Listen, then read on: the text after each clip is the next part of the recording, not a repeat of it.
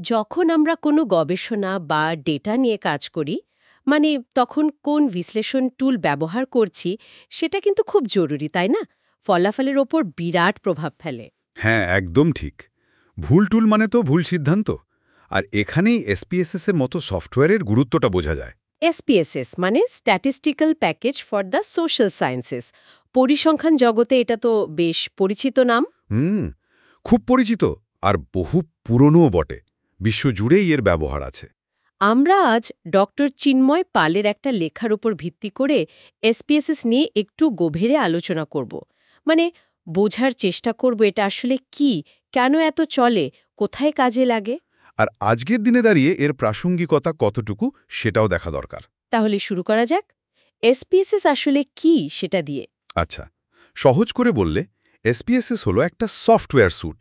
এটা দিয়ে ডেটা গোছানো যায়, নানা রকম পরিসংখ্যানিক বিশ্লেষণ করা যায়, আবার ফলাফলগুলোকে গ্রাফ বা চার্টে দেখানোও যায়। তৈরি কবে হয়েছিল এটা? বেশ পুরনো মনে হচ্ছে। হ্যাঁ, বেশ পুরনো, ১৯৬৮ সালে। ভাবুন, পরে অবশ্য আইবিএম এটাকে কিনে নেয়। ও আচ্ছা, আইবিএম এর প্রোডাক্ট এখন। তো এর ব্যবহার মূলত কোন ফিল্ডে বেশি? মূলত দেখুন, সমাজবিজ্ঞান, মনোবিজ্ঞান, জনস্বাস্থ্য, অর্থনীতি, শিক্ষা, এমনকি বিজনেস রিসার্চ বা মার্কেট রিসার্চও এর প্রচুর ব্যবহার। এত জনপ্রিয়তার কারণ কি বলে মনে হয়? নিশ্চয়ই কিছু বিশেষ সুবিধা আছে। সবচেয়ে বড় কারণ হলো এর ইউজার ইন্টারফেসটা। বেশ সহজ, মানে ব্যবহারকারী বান্ধব। দেখতে অনেকটা এক্সেল বা স্প্রেডশিটের মতো। তার মানে কি কোডিং জানার দরকার হয় না? প্রাথমিক ডেটা ইনপুট বা ম্যানিপুলেশনের জন্য একদমই দরকার হয় না। পয়েন্ট অ্যান্ড ক্লিক করেই কাজ সারা যায়। কিন্তু শুধু দেখতে সহজ হলেই তো চলবে না। এর ভেতরের ক্ষমতা মানে অ্যানালিটিক্যাল পাওয়ার কেমন? কি বিশ্লেষণ করা যায়? এখানেই এর আসল জোর। এর মধ্যে প্রচুর, মানে সত্যি অনেক রকমের পরিসংখ্যানিক টুলস আছে। ধরুন, সাধারণ গড় মধ্যমা বের করা থেকে শুরু করে। ডেসক্রিপটিভ স্ট্যাটিস্টিক্স যাকে বলে। হ্যাঁ, ডেসক্রিপটিভ স্ট্যাটিস্টিক্স। তারপর ধরুন, দুটো গ্রুপের মধ্যে তুলনা করার জন্য টি টেস্ট বা একাধিক গ্রুপ হলে অ্যানোভা। আচ্ছা। চলকের মধ্যে সম্পর্ক খুঁজতে রিগ্রেশন অ্যানালাইসিস, লিনিয়ার লজিস্টিক ২ আছে। আবার ডেটা যদি নর্মাল ডিস্ট্রিবিউশনে না থাকে তার জন্য নন প্যারামেট্রিক টেস্ট, যেমন কাই স্কোয়ার টেস্ট, সেটাও আছে। বাহ! তার মানে তো বেশ ভার্সেটাইল। ফ্যাক্টর অ্যানালিসিস বা ক্লাস্টার অ্যানালিসিস এগুলো কি করা যায়? হ্যাঁ, factor analysis, cluster analysis, advanced টেকনিকগুলো সাপোর্ট করে। ডেটা ম্যানেজমেন্টের দিকটা কেমন? ডেটা ক্লিনিং বা গোছানোর কাজগুলো? সেটাও বেশ শক্তিশালী। ধরুন, ডেটাসেটে কিছু ভ্যালিউ মিসিং আছে, সেগুলো সামলানো। ডেটা নতুন করে কোডিং করা, মানে রিকোড করা। ফিল্টার করা বা ডেটাসেট জুড়ে দেওয়া? একদম, ফিল্টার করা, ডেটাসেট মার্জ করা, এগুলো বেশ সহজেই করা যায়। আর ফলাফল দেখানোর জন্য তো নানা রকম চার্ট আছেই, bar chart, histogram, box plot, scatter plot, এবং এগুলো কাস্টমাইজও করা যায়। আচ্ছা, একটা জিনিস শুনেছিলাম, এতে নাকি কোড লেখারও অপশন আছে, শুধু ক্লিক করে নয়। হ্যাঁ, এটাই এর একটা দারুণ ফিচার। একটা সিনট্যাক্স এডিটর আছে। আপনি চাইলে মেনু থেকে ক্লিক করে কমান্ড জেনারেট করতে পারেন, অথবা সরাসরি কোড লিখতেও পারেন। এর সুবিধাটা কি? সুবিধা হলো, ধরুন একই বিশ্লেষণ আপনাকে বারবার করতে হচ্ছে। সেক্ষেত্রে সিনট্যাক্স বা কোড সেভ করে রাখলে এক ক্লিকেই আবার রান করতে পারবেন। ও, রিপ্রোডিউসিবিলিটির জন্য এটা তো খুব জরুরি। ঠিক তাই, গবেষণার স্বচ্ছতা আর ফলাফলের পুনরুৎপাদনের জন্য সিনট্যাক্স খুব কাজের। নিয়ন্ত্রণটাও বেশি থাকে আর কি। দারুণ। এবার যদি একটু ব্যবহারের দিকে তাকাই, মানে প্র্যাকটিক্যালি কারা এটা বেশি ব্যবহার করেন? যেমন ধরুন, শিক্ষা গবেষণায় ছাত্রছাত্রীরা তাদের থিসিস বা ডিসার্টেশনের জন্য হাইপোথেসিস টেস্টিং বা মডেলিং করতে এটা ব্যবহার করে। একাডেমিক পাবলিকেশনেও এর প্রচুর ব্যবহার। স্বাস্থ্য বা চিকিৎসা গবেষণায়? সেখানেও খুব গুরুত্বপূর্ণ।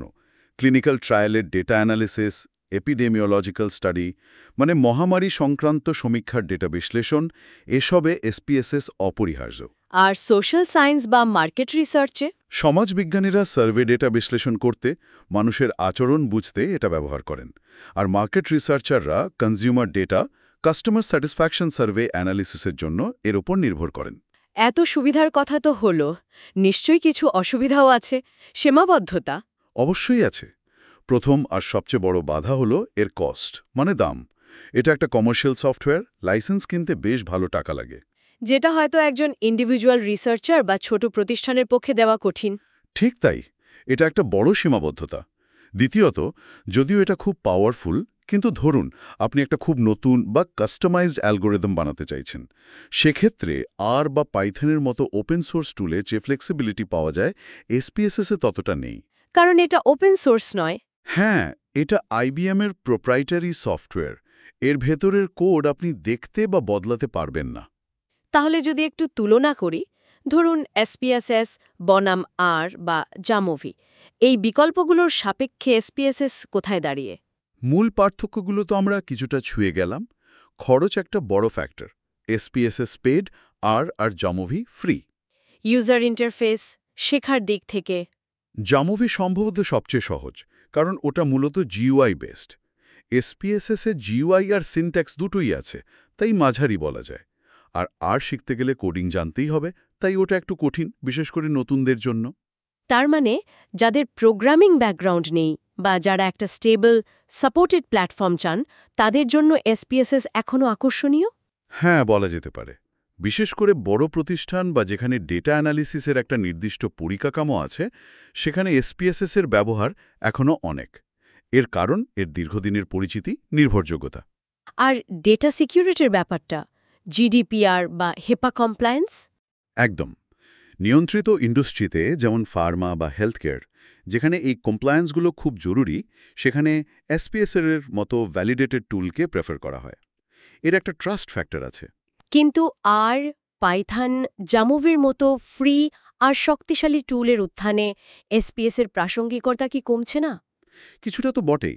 বিশেষ করে একাডেমিক জগতে অনেকেই এখন আর বা পাইথনের দিকে ঝুঁকছে, এর ফ্লেক্সিবিলিটি আর শূন্য খরচের জন্য। জামোভিও সহজলভ্যতার কারণে জনপ্রিয়তা পাচ্ছে। তাহলে এসপিএসের ভবিষ্যৎ কি? আইবিএম কি একে আপডেটেড রাখছে? হ্যাঁ, আইবিএম চেষ্টা করছে। তারা নিয়মিত আপডেট আনছে, ক্লাউড ইন্টিগ্রেশন যোগ করছে, এমনকি কিছু মেশিন লার্নিং ফিচারও যোগ করার চেষ্টা করছে, যাতে এটা প্রাসঙ্গিক থাকে।